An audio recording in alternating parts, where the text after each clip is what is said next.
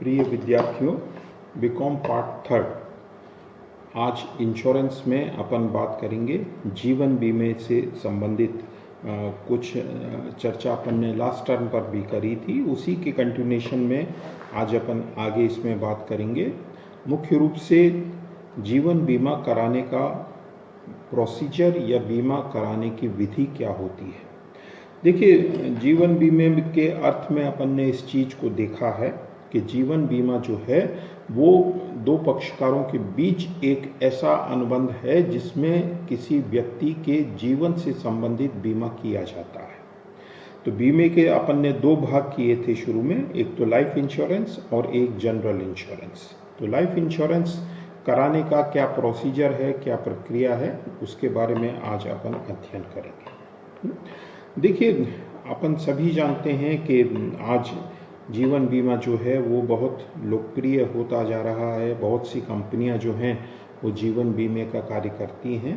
तो ये बीमा किस तरीके से कराया जाता है उसका एक निश्चित प्रोसीजर है, एक प्रक्रिया है, और लगभग सभी कंपनियों में एक समान प्रक्रिया को अपनाते हुए जीवन बीमे का कार्य किया जाता है।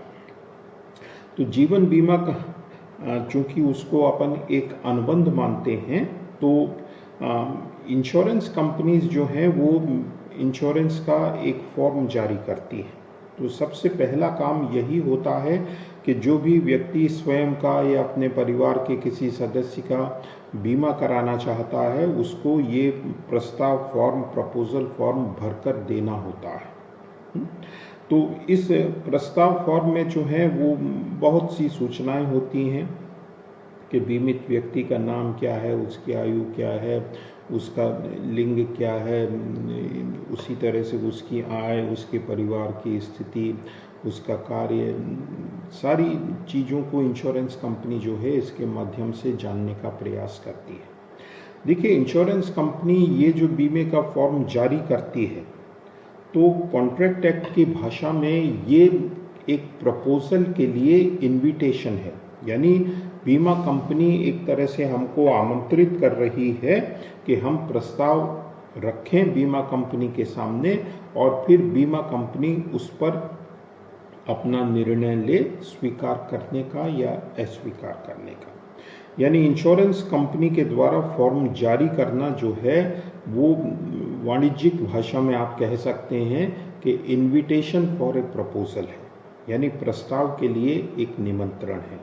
जब प्रस्तावक यानी जो व्यक्ति बीमा कराना चाहता है वो उस प्रस्ताव को भरकर देता है, उस फॉर्म को भरकर देता है, तो उसको हम प्रपोजल या प्रस्ताव की संज्ञा देते हैं। अब प्रस्ताव के बाद स्वीकार या अस्वीकार करने का कार्य कौन करता है? इंश्योरेंस कंपनी है। तो ये जो प्रस्ताव फॉर्म आप भरकर देते हैं, इस प्रस्ताव फॉर्म में देखिए दो प्रकार की घोषणाएं और बीमित पक्षकार को करनी होती हैं।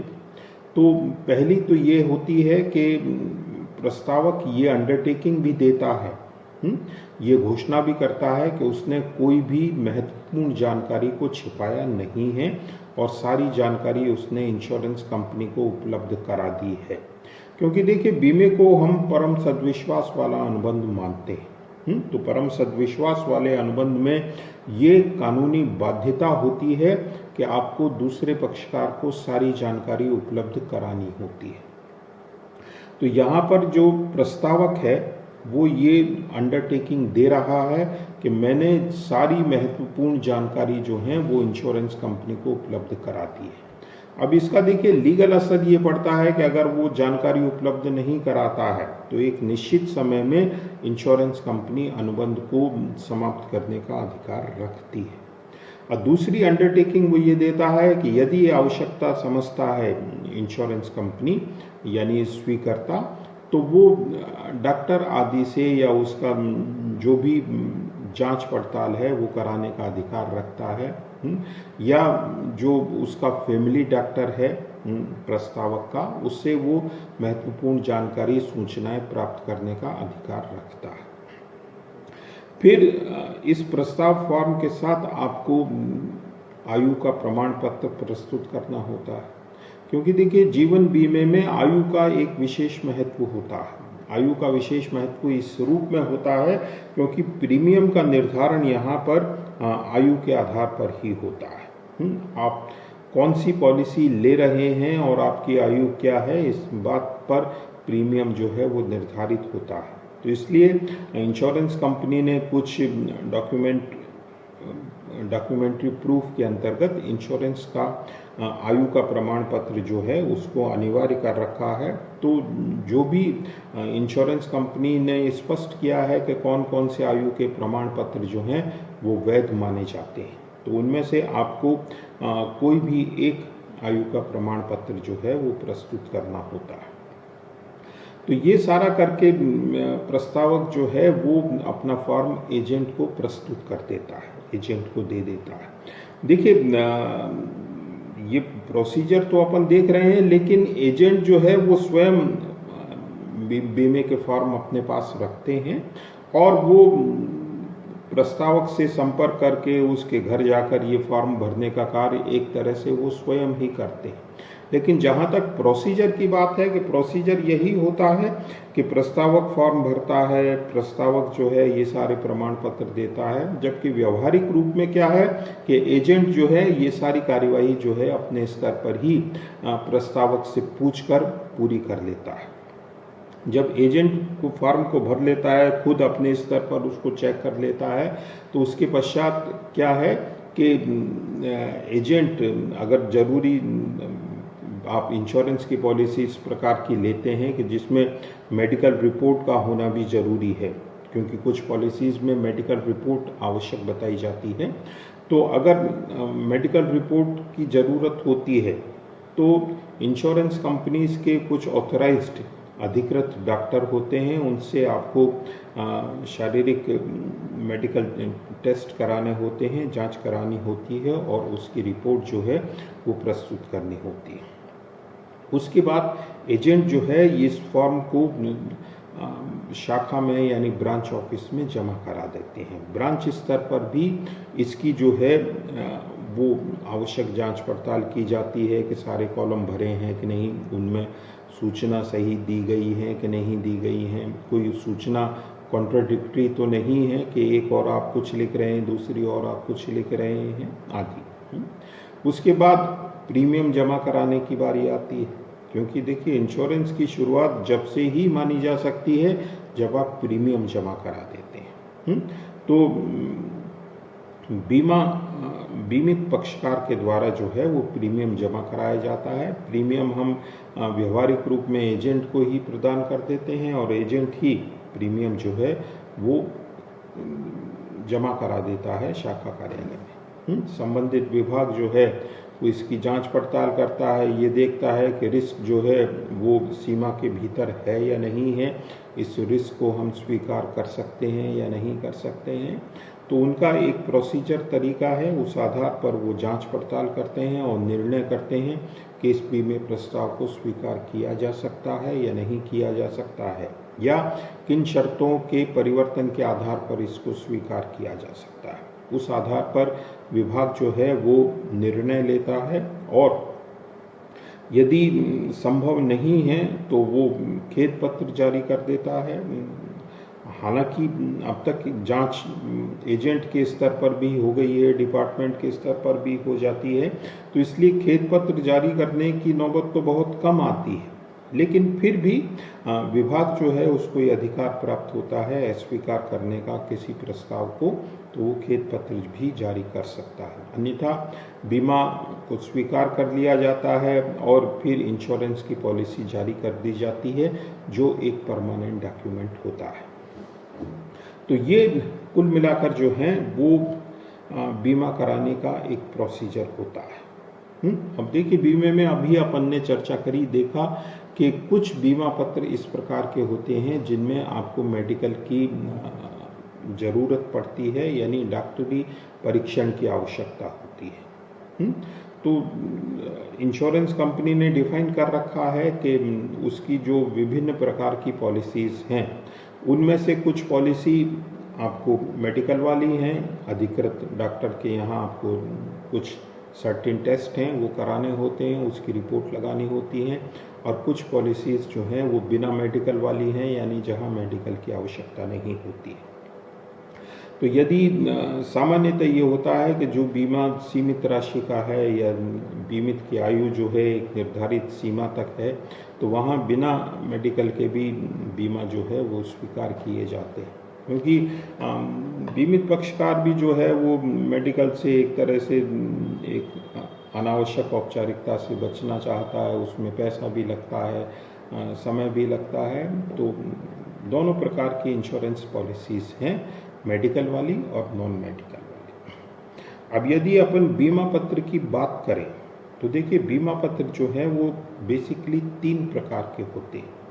एक तो होता है होल लाइफ पॉलिसी, जिसको अपन आजीवन बीमा पत्र बोलते हैं।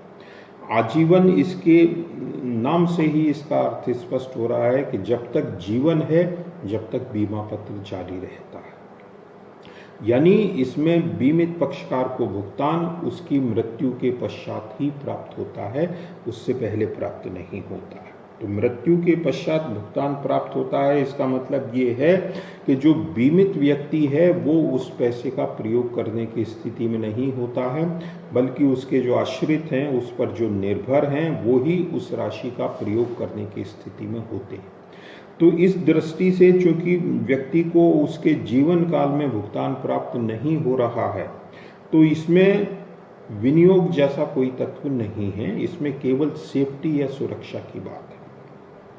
अब ये बीमा पत्र 2 प्रकार के हो सकते हैं। एक तो ऐसे कि जिसमें आपको लाइफ, पूरी जिंदगी आपको एक निश्चित प्रीमियम का भुगतान करना है, यानी जब तक आप जीवित हैं आप निरंतर प्रीमियम का भुगतान करते रहेंगे। और एक दूसरा होता है सीमित भुगतान, यानी उसमें आपको एक सर्टेन टाइम तक 5 साल, 10 साल या 20 साल तक ही प्रीमियम का भुगतान करना है, लेकिन अमाउंट आपको वही मृत्यु के पश्चात ही प्राप्त होगा।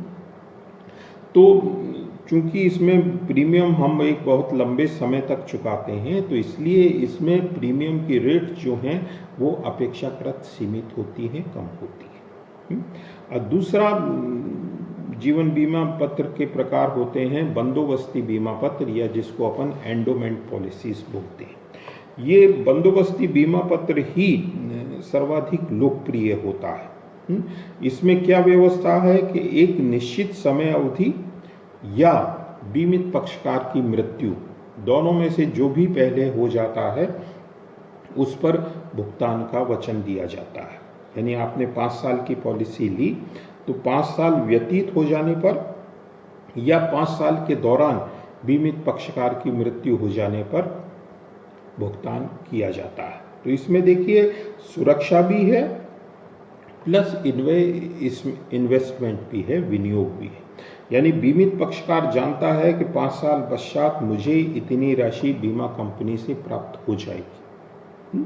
तो इस वजह से क्या है कि ये पॉलिसीज़ जो हैं वो बहुत लोकप्रिय हैं, और जीवन बीमा की अधिकांश पॉलिसी जो हैं वो अवधि बीमा पत्र के अंतर्गत ही